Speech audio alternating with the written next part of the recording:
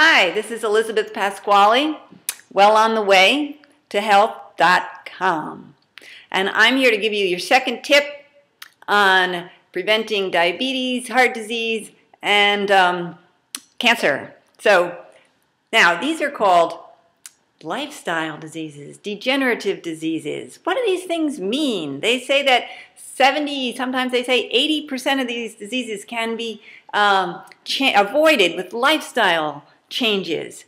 What are they talking about? And what's a degenerative disease anyway? Well, degenerative disease means that it's not something you catch, like catching a cold. You don't catch these. Instead, it's a disease where your cells degenerate bit by bit over time, and then they succumb to these diseases.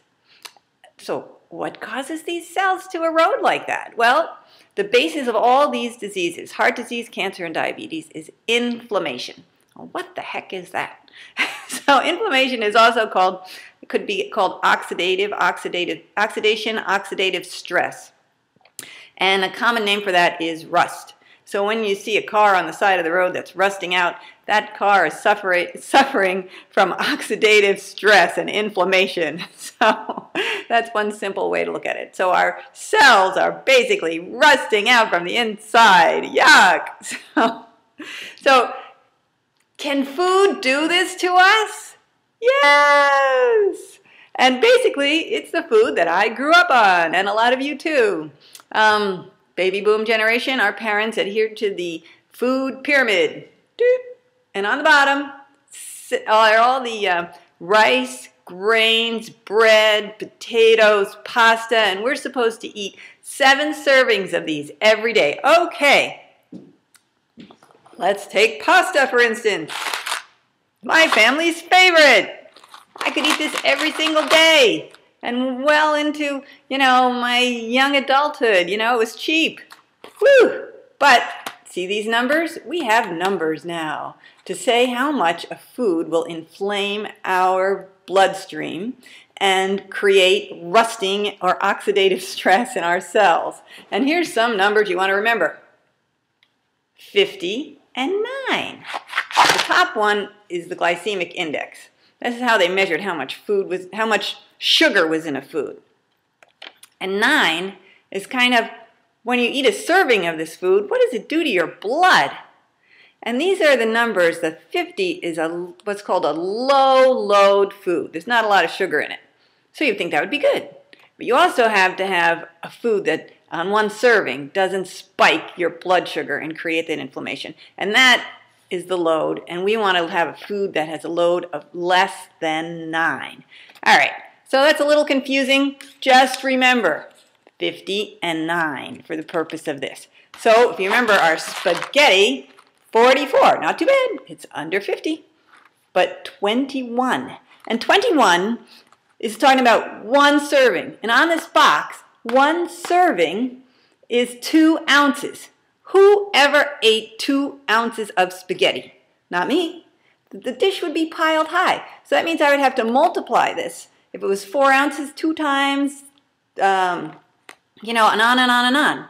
So this spaghetti, even though it doesn't have a lot of sugar, is letting go of that sugar in my body in a way that's spiking my blood sugar and creating inflammation in my body. It's a rampage of free radicals. Those little those little electrons that are creating all this havoc. So no more spaghetti. At least only a few times a year. So after a childhood of that, I wound up with chronic fatigue and fibromyalgia, not to be surprised. All that rampant inflammation.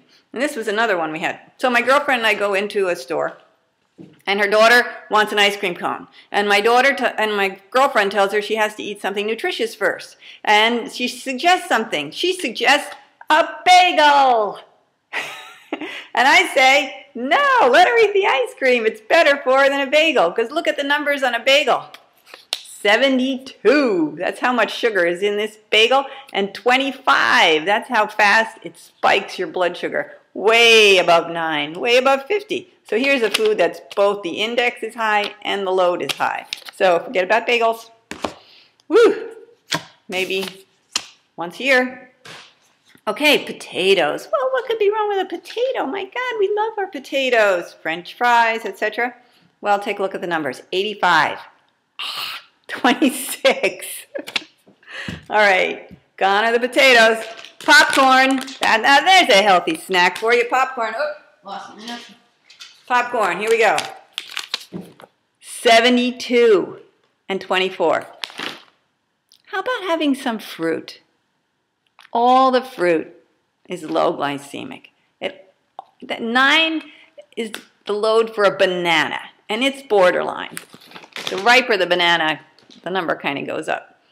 But all the rest of the fruit is way low. And avocados are a 0. 0 load, 0 index. Whew.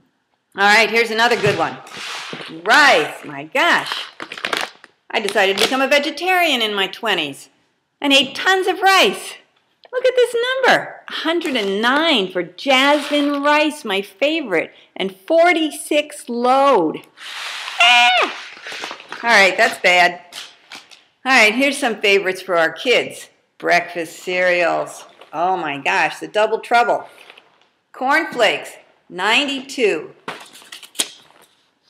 and 24.